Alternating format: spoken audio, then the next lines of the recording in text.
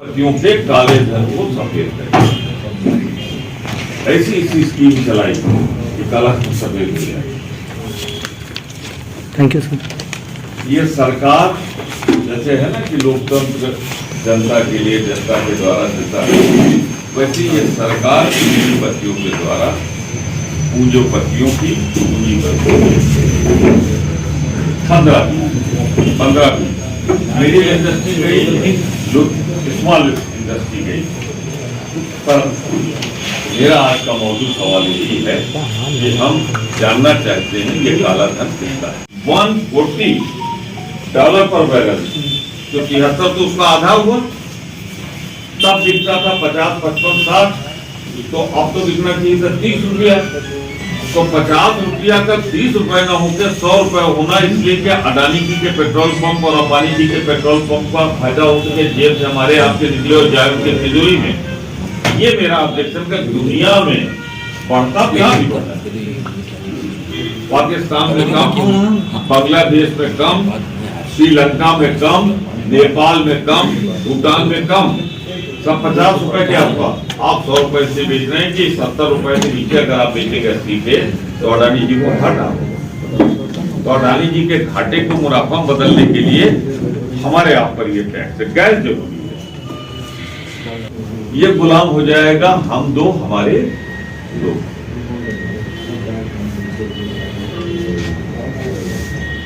बड़ी घटना, 1,70,000 crore reserve bank के डिपॉजिट से निकाल लेना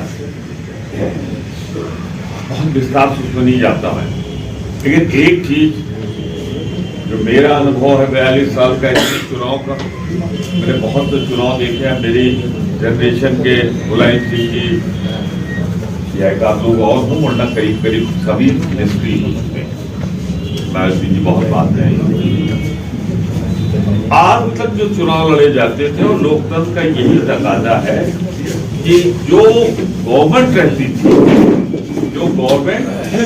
थी, वो जब चुनाव में जाती थी तो बताती थी 5 साल में हमने ये किया, और उन उपलब्धियों पे चुनाव होता। ये पहली गवर्नमेंट है जो 5% अगर उपलब्धि बता रही तो 95% चुनाव का पोलराइजेशन कर रही, 95। तो मैं इसे भारतीय जनता पार्टी सरकार की नैतिक हार मानता हूं। राइटिंग ऑन द वॉल जो है उसको देखकर कि भाजपा का जाना तय है।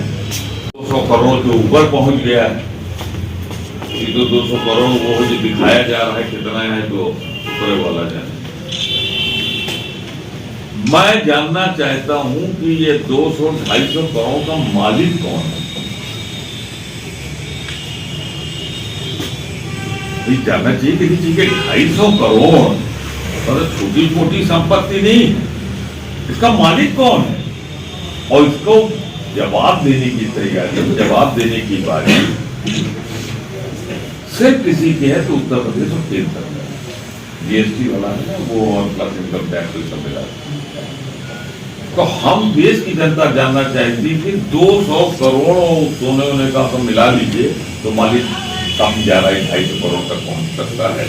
और ये वो है जो शो होता है। अब इसमें 2 मेरे सवाल। स्विट्जरलैंड की अगर सोने की ईंटें हैं, जूता चप्पल और कपड़ा, आपको, हमको और साधारण आदमी जिसके पैर में हवाई चप्पल है, और उस गरीब आदमी को सोचे जब चप्पल टूट जाती, जूता टूट जाता है तो मोची से सिलवा के आगे बढ़ता है। उस पर 5% से 15% करना यानी 300% बढ़ाना गलत। आप उसको कंपेयर नहीं कर सकते। जो बड़े लोगों के कपड़े हैं कि उनका 15% है और रेडीमेड ये है तो हम ये करेंगे, ये तो बढ़ जाएगा, उसमें तो कफन की कीमत बढ़ जाएगी। 5 से 12 किया है ना। एक कोई चीज 15% देख लीजिएगा, नहीं तो 12, ठीक है।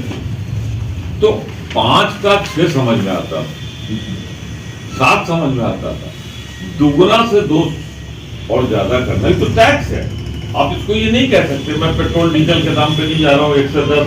आज मैं सुबह गूगल देख के चला तो $73 पर बैरल, और 2-3 चीज जिंदा आ रहे हैं, बेचारे कवर में आराम से कहीं सो रहे होंगे, उनको भी याद किया जा रहा है। मैं किसी एक पार्टी के अकेले बात नहीं कर रहा हूँ, मैं बात कर रहा हूँ मुद्दों से जो लोग भटक रहे हैं। कांग्रेस पार्टी प्रियंका गांधी के नेतृत्व में प्रदेश का सर्वांगीण विकास सभी को साथ लेकर चलने का कहता हूँ हमारा मुद्दा। कंपेन कमेटी के चेयरमैन सोनिया जी के नेतृत्व में 8 पॉइंट 9 पॉइंट जो है वो कई बार दिए गए हैं, आप चाहेंगे तो अभी हम बंटवा देंगे। इसको क्लियर करते हुए मैं आगे बढ़ जाऊंगा कि डिफेंडिंग गवर्नमेंट को, जो 5 साल की गवर्नमेंट विधान पे विश्वास करेगा, जो अन्याय के खिलाफ आवाज उठाएगा, उसका साफ कॉर्नर कांग्रेस की होगी। वो आएंगे कि नहीं आएंगे मैं उनके मन की बात नहीं जानता। वो आएंगे तो कांग्रेस की एक प्रक्रिया है, जब वो भी तो ऐसे कि बच्चा पैदा नहीं हुआ, लड़का नाम रखें कि लड़की नाम रखें, तो उसका इंतजार करिए। अगर वो पार्टी छोड़ते हैं, आते हैं, तब आपको इंतजार है उनका? मुझे तो जनता के आदेश का इंतजार है। 2022 में प्रियंका गांधी के नेतृत्व में कांग्रेस को बहुमत दे। यूपी चीफ सेक्रेटरी पर आपने सवाल खड़े किए। के नारे पर स्मृति ईरानी कहना है कि लड़का नहीं लड़ सकता है, उनका इशारा राहुल गांधी पर।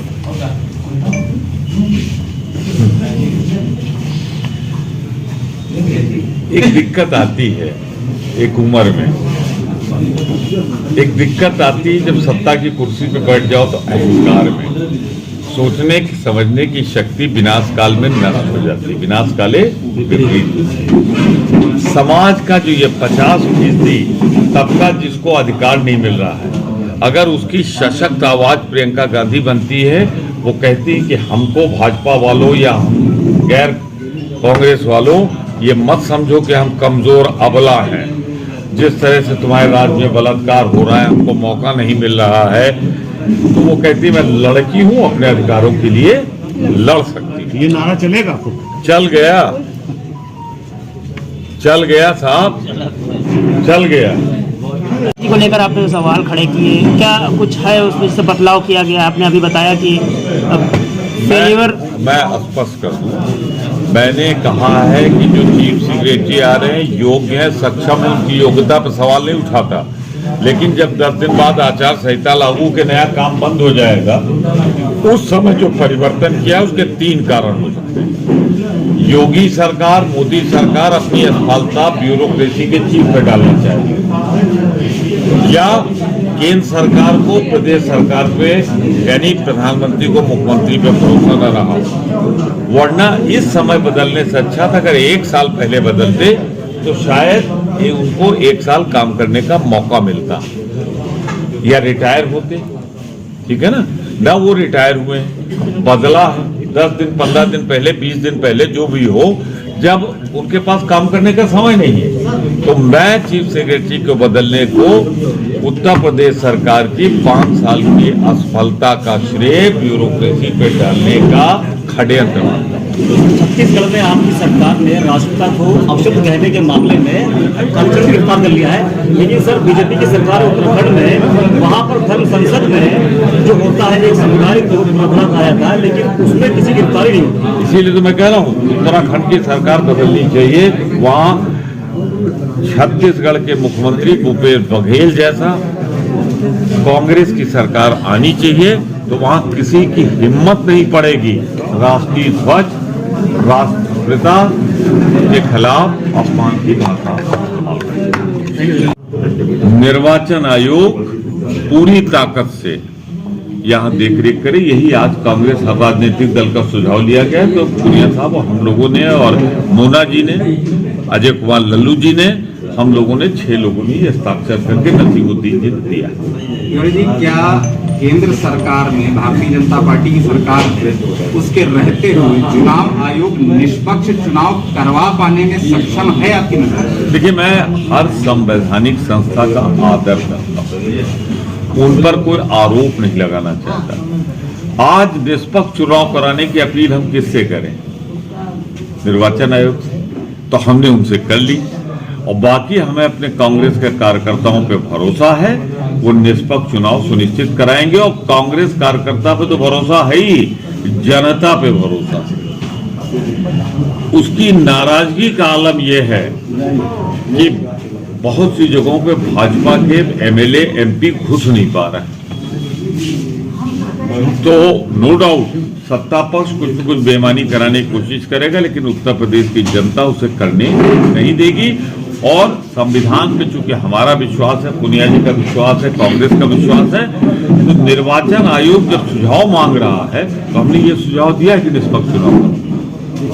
बहुत क्लियर है, 10 बार आप जीते हुए विधायक, 9 बार एमएलए, 1 बार राज्यसभा, 10 बार आप जीते हुए। तो इस बार जो है 2.5 साल से प्रियंका जी यूपी में है, क्या लगता है कि कांग्रेस कितनी सीटें ला सकती है और आपका सीएम कौन होगा? दोनों का जवाब दिए देता हूं। हमारे पास इतनी सीटें आएंगी कि हम अपने दम पे सरकार बना सकें। पहले सवाल का जवाब तो ये है। दूसरी सवाल का जवाब है कि चुनाव प्रियंका गांधी के नेतृत्व में लड़ा जाएगा। और जब विधानमंडल दल, जिसका मैं नेता रहा हूं 6 बार, उसकी प्रक्रिया यही है कि जब विधायक चुन के आते हैं तो विधायक और कांग्रेस पार्टी का नेतृत्व तय करता है कि कौन मुख्यमंत्री होगा, वो मुख्यमंत्री हो जाएगा। ये हमने 80 में किया है, 85 में किया है, 89 में किया है, 91 में किया है, 93 में किया है, 96 में किया है, 2002 में किया है, 2007 में किया है, 2012 में किया है। वरुण गांधी हमेशा अटैक कर रहे बेरोजगार युवा इनकी साम्राज्य के, इनके नहीं कह रहा हूं, इनके साम्राज्य के कफन में आखिरी कील साबित हो रहा है। 5 साल में नौकरियां इन्होंने जो थी वो खत्म की, नई नौकरियां सृजित नहीं हुई। इन्होंने वादा किया था 20 लाख रोजगार देंगे नौकरी, और किया कितना? 2 लाख, 2.5 लाख, 3 लाख, और 2.5-3 लाख नए रोजगार दिए और रिटायर हो गए इस बीच में 4-5 लाख। और जितनी संस्थाएं इनको बेच दे रहे हैं तो रोजगार कहां मिलेगा? तो नौजवान अगर सबसे ज्यादा इनसे कोई पीड़ित है तो नंबर 1 पे बेरोजगार नौजवान, किसान, मजदूर जो डेली वेज अर्नर था, जिसको आप कह सकते थे रोजगार था, जो कोरोना में भाग के आया, आज तक उसको कोई रोजगार नहीं मिला। ये तो इनको धन्यवाद देना चाहिए कांग्रेस सरकार को, जिसने मनरेगा चलाई थी कि आज लोग पेट उसी से पाल रहे हैं। धन्यवाद देना चाहिए इंदिरा गांधी को और देश के किसानों को, जिनके हरित क्रांति की वजह से आज अनाज बच रहा है। आप आदेश दें तो मैं 2 मिनट अपनी बात रख लूं। भारतीय जनता पार्टी की उत्तर प्रदेश सरकार ने 2022 के चुनाव के पहले अपनी नैतिक हार स्वीकार कर ली है, क्योंकि उसने 5 साल काम जो किया है उस पर चुनाव लड़ने की हिम्मत नहीं है। तो मुद्दा अपने काम का नहीं है, पोलराइजेशन, ध्रुवीकरण, सांप्रदायिक बनाने की जो कोशिश है, इसे मैं भारतीय जनता पार्टी की नैतिक पराजय मानता हूं। दीवार पर लिखी हुई हार की इबारत पढ़कर लिया गया स्टैंड मानता हूं। और दुर्भाग्य है इस देश का, मैं निंदा करता हूं कि सर्वोच्च पद पर बैठे हुए लोकतांत्रिक भारत के प्रधानमंत्री और प्रदेश के मुख्यमंत्री दोनों में ये हिम्मत नहीं कि बताएं हम काम हमने किया है तो वोट दो। कोई जा रहा है जिन्ना पे, कोई जा रहा है कब्रिस्तान में, कोई जा रहा है जो और मुद्दे हैं, पर ये नहीं बता रहे 5 साल में हमने ये काम किया, ये हमारी सरकार डबल इंजन ने किया इसलिए इस पे वोट दो। उनकी जिम्मेदारी अगर सांप्रदायिकता बढ़े तो रोकें, उल्टा वो ध्रुवीकरण कर रहे हैं। तो ये भारतीय जनता पार्टी की नैतिक हार है। मैं दावे से कह रहा हूं कि जो अपना अनुभव है कि भारतीय जनता पार्टी 100 सीट के नीचे आएगी और प्रियंका गांधी के नेतृत्व में उत्तर प्रदेश में नई सरकार का गठन होगा। सर, आपने कहा कि बीजेपी 100 सीट लखनऊ में चल रही है, चुनाव आयोग ने कहा कि तय समय पर चुनाव होंगे।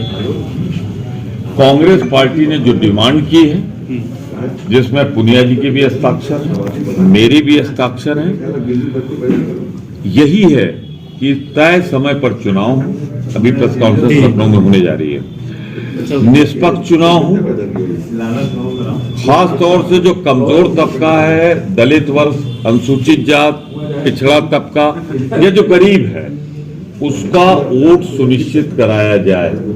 और ये जो भारतीय जनता पार्टी की टैक्टिस होती है कि जो उनको वोट नहीं देता वो काट देते हैं, वो भी रहे। और चौथा,